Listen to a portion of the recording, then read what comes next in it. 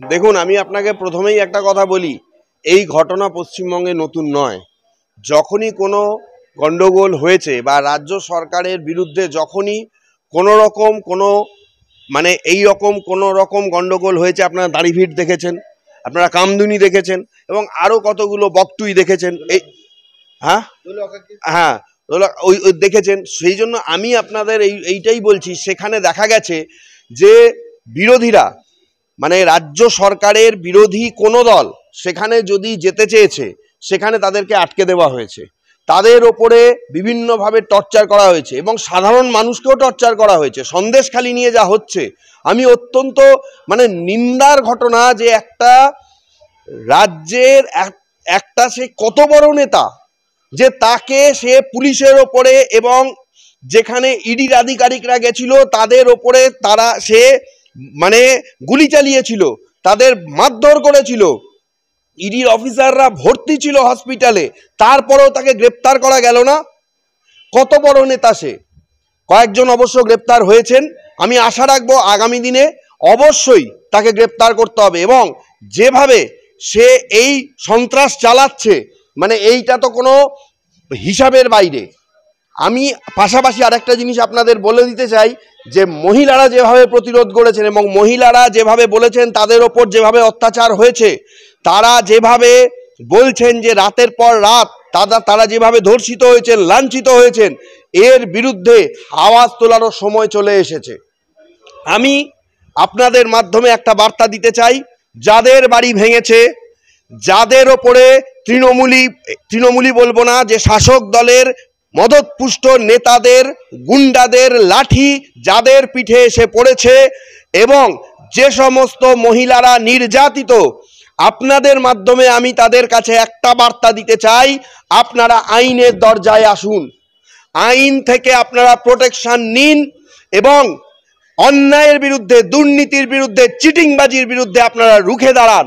তবে এই মানুষ দেখতে পাবে যে সত্যিকারের সৎভাবে যারা বাঁচতে চায় তাদের জোর কতটা এবং সৎ মানুষের ক্ষমতা কতটা, এটা দেখিয়ে দেওয়ার সময় চলে এসেছে। এই যে আপনি নির্যাতিতদের আইনের সাহায্য নিতে বলছেন, বর্তমান আমরা দেখতে পাচ্ছি যে একজন এমএলএ সে মনে করে এটা আমারই দেশ, সেই জায়গায় এই আইন কানুন, ল অ্যান্ড অর্ডার সমস্ত কিছু সে মেনটেন করে, এমনকি না তার কথা শুনলে এমনকি তাকে মারার ধুমকি দেওয়া হয়, বিভিন্ন ফলস কেস দেওয়া হয় এবং কিছু কিছু মানুষকে মেরেও দেওয়া হয়। আপনি বলছেন কোর্ট কাছারি আসতে, কিভাবে আসবে? হ্যাঁ আমি জানি, কারণ হচ্ছে যে কেন দেওয়া হয় জানেন? কারণ সে জানে যে আমার বিরুদ্ধে আঙুল তোলার লোকের সংখ্যাটা কম, সেই জন্য সে তার নিজের ঔদ্ধত্য, নিজের গরম, নিজের এই জায়গাটা দেখায়, যেহেতু তারা রুলিং সাপোর্টে আছে, যেহেতু তারা রুলিং পার্টিতে আছে। আমি আপনাকে বলছি, মানুষ যদি প্রতিবাদ করে, মেজর মানুষ যদি প্রতিবাদ করে, যেভাবে আজকে মহিলারা প্রতিবাদ করেছেন সংবাদ মাধ্যমের সামনে, এই প্রতিবাদ যদি কন্টিনিউ হতে থাকে, কোনো এমএলএ কেন, কোনো এমপি কেন, কোনো নেতা মন্ত্রী কারোর ক্ষমতা নেই মানুষের প্রতিবাদের সামনে মাথা নোয়াতে, তারা বাধ্য। কে এমএলএ, কে এমপি, কার এত ক্ষমতা, এত বড় বুকের পাটা সাধারণ মানুষের উপর অত্যাচার করে? তাদের সেই পোস্টে তাদের থাকার যোগ্যতা আছে কিনা আজকে সেই প্রশ্ন আমার মনের মধ্যে ওঠে।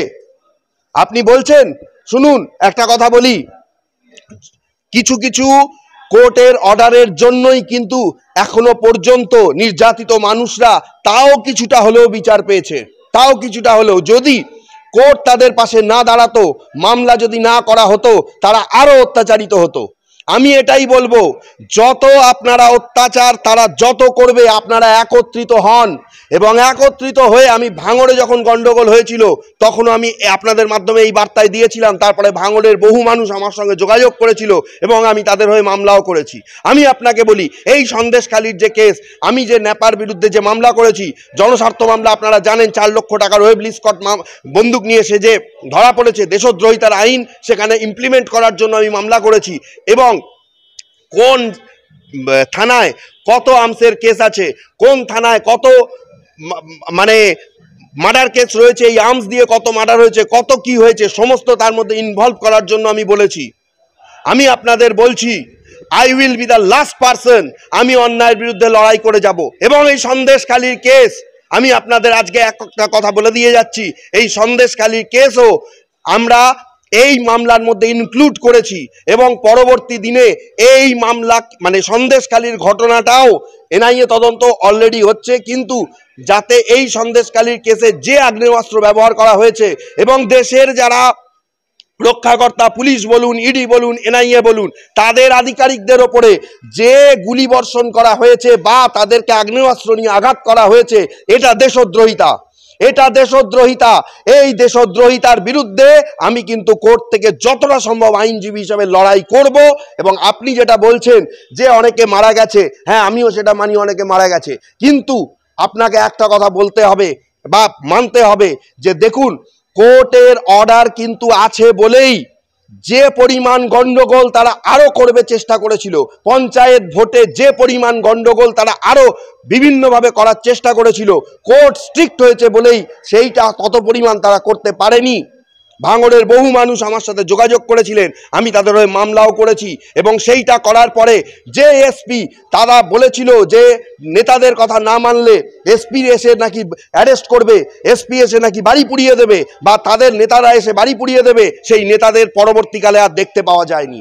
মানুষ প্রতিবাদী হতে হবে এবং নেতাদেরকে ভোট দিয়ে জিতিয়েছে, নিজের প্রতিটা ভোটের দাম নেতাদের কাছ থেকে বুঝে নিতে হবে, প্রতিটা ভোটের দাম।